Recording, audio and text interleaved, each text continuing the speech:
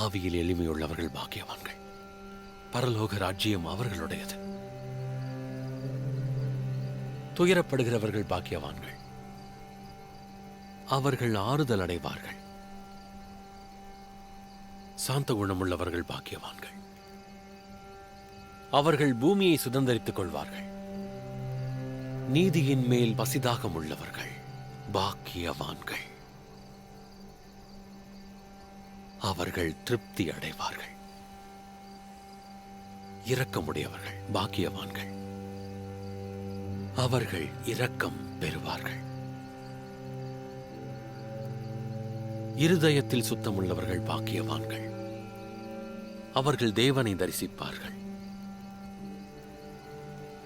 சமாதானம் பண்ணுகிறவர்கள் பாக்கியவான்கள், அவர்கள் தேவனுடைய புத்திரர் எனப்படுவார்கள்.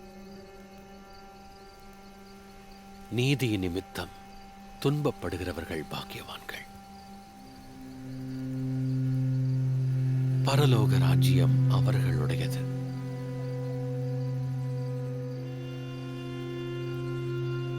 என் நிமித்தம் உங்களை நிந்தித்து துன்பப்படுத்தி பலவித தீமையான மொழிகளையும் உங்கள் பேரில் பொய்யாய் சொல்வார்களானால் பாக்கியவான்களாயிருப்பீர்கள்.